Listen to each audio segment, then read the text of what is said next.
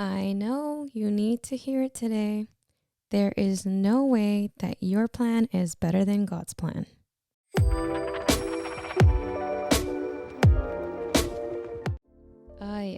It hurts me. It hurts me to say this, but when you become a Christian, there needs to come a time that you make the decision to leave the past behind. Are you ready for this, sis? Let's go to 1 Corinthians 5:17. If anyone belongs to Christ, then she is made new. The old things have gone. Everything is made new. This means taking care of the hard parts of our past, leaving behind toxic relationships that don't value you, cutting friendships that encourage you to sin, basically anything that pushes you away from God's plan. Once again, here comes my big sister moment. But why is it hard for us to do that? Well, it's hard because sometimes what is familiar to us is comfortable. Have you noticed that you go to the same coffee shop, order the same drink, ask for the same food?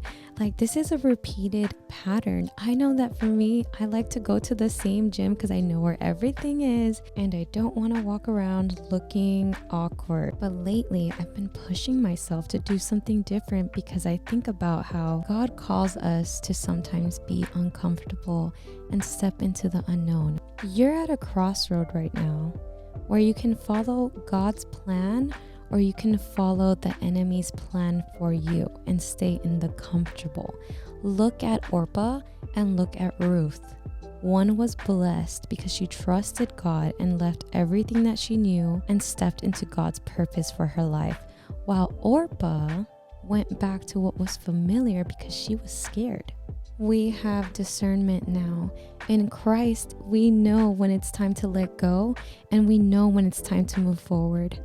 You know what I think about sometimes? I think about how the Israelites were literally asking God, save us from this slavery under Pharaoh. God hears their cry and saves them and takes them out of Egypt. And then they start saying in the desert, why did you bring us here? We told you to leave us alone. We should have just stayed serving the Egyptians. Now we're just going to die in this desert. Moses says to them in Exodus 14:14, the Lord will fight for you. You need only to be still. Be still, my sister. I know it's hard letting go of the past, but don't believe the fatal lie like the Israelites did. Your life before Jesus was not better. Smoking and drinking did not fulfill you. Being with that guy and hanging out with those people did not make you feel more loved. I want to end by reading to you Philippians 3:12-14. This is in the version, the Message.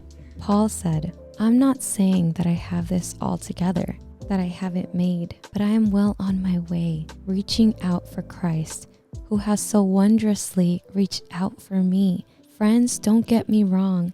By no means do I count myself an expert in all of this, but I've got my eye on the goal where God is inviting us onward to Jesus. I'm off and running and I'm not turning back.